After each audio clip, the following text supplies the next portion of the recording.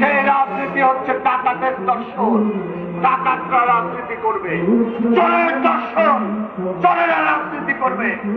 আমরা তাই বলতে চাই, আপনার বাড়ির ঘরের চাবি যেমন ডাকাতকে দেন না, চোরকে দিয়ে আসেন না, ঠিক তেমনি এই ফ্যাসিস্ট শেখ হাসিনার দল এই আওয়ামী লীগ চুরি, ডাকাতি, খুন, চিন্তায়, রাহাজানি, ব্যাংক লুট করেছে।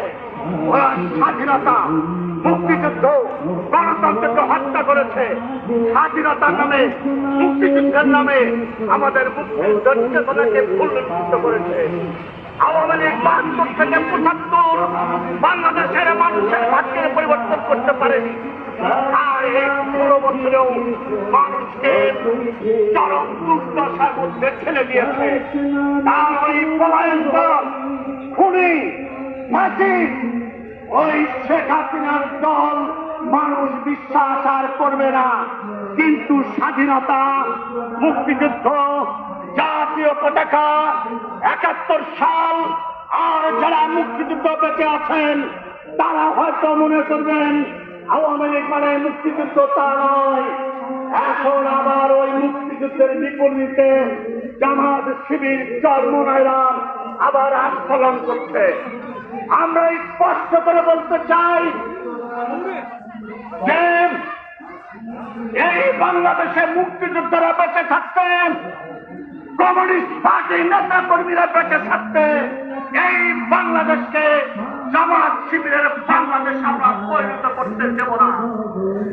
এবং বাংলাদেশের মানুষ এখন একটু দেখছে যে বাবাজিদের শক্তি একটু দেখি। মানুষ এখন চুপ করে বসে আছে, একটু শক্তিটা আমরা দেখে নেই।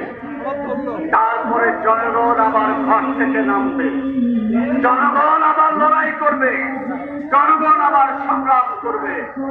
এই গণঅভ্যুত্থানে যেমন ধর্মীয়রা উপস্থিত ছিল, আমাদের সন্তানরাও ছিলেন, তারাও রাজনীতি এসেছেন, তারাও জাতীয় পতাকা নিয়ে মিছিল করেছেন। তাই বলবো, আপনারা এখানে কমিউনিস্ট পার্টিকে আগামী দিনের ভবিষ্যতে নেতৃত্ব দিতে হবে। ভবিষ্যৎ আমাদের।